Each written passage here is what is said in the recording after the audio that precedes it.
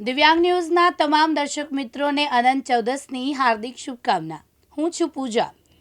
ગણેશ ઉત્સવ ધીમે ધીમે સમાપન તરફ આગળ વધી રહ્યો છે।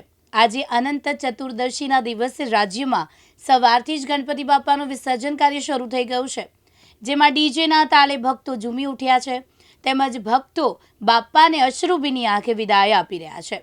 ગણપતિ બાપા મોર્યા પૌઢાવર્ચી લવકરિયાના નાદ સાથે ગુંજી ઉઠ્યા છે। ગણપતિ બાપાના વિસર્જનમાં એક ધાર્મિક અને આધ્યાત્મિક વિધિ છે, જે ફક્ત પરંપરાનું પાલન જ નથી કરતી, પણ ભક્તોની ભક્તિ અને સંકલ્પની પરિપૂર્ણતાનું પણ પ્રતીક છે। જો કે આ વિદાય કોઈ પણ ભક્ત માટે પીડાદાયક છે, કારણ કે તે બાપાને તેમનાથી દૂર જવા દેવા માંગતો નથી। છતાં શાસ્ત્રો અનુસાર તે જીવનનો એક કુદરતી ભાગ છે, જે આવે છે તે પણ જાય છે। તે જીવનનો ચક્રનો એક ભાગ છે અને દરેક અંત પછી એક પછી નવી શરૂઆત થાય છે। વિસર્જનના પ્રસંગે ભક્તોના હૃદયમાં બાપા પ્રત્યેના અપાર શ્રદ્ધા અને આશીર્વાદની લાગણી હોય છે, અને તેઓ આવતા વર્ષે તેમનું ફરીથી સ્વાગત કરવાની આશા રાખે છે। ગણપતિ બાપા મોર્યા, અગલે બરસ તું જલ્દી આ।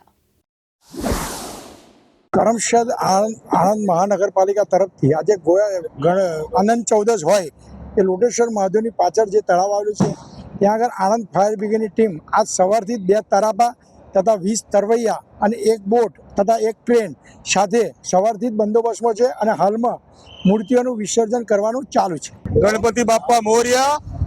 આજે અનંત ચૌદશ છે।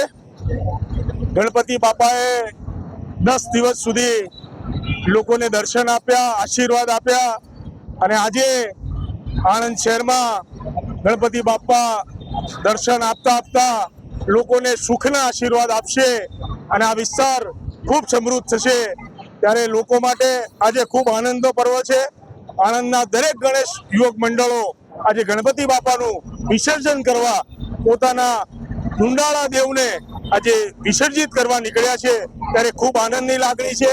આજે સમગ્ર ભારતીય જનતા પાર્ટી પરિવાર પણ આ કાર્યમાં જોડાયું છે।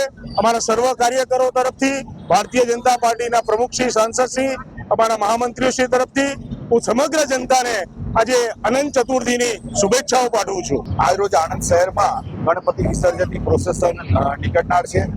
આ દરમિયાન કાયદો અને વ્યવસ્થાની પરિસ્થિતિ યથાવત જળવાઈ રહે અને કોઈ અનિચ્છનીય બનાવ ન બને તે માટે પોલીસ અધિક્ષક શ્રી જસાણી સાહેબની સૂચના અને માર્ગદર્શન હેઠળ આ સમગ્ર રૂટ ઉપર, ફિક્સ પોઈન્ટ ઉપર તેમજ વિસર્જનવાળી જગ્યાએ પૂરતો પોલીસ બંદોબસ્ત ગોઠવવામાં આવેલો છે અને આ શોભાયાત્રા દરમિયાન કોઈ પણ અનિચ્છનીય બનાવ ન બને તેના માટે પૂરતી તકેદારી રાખવામાં આવે છે।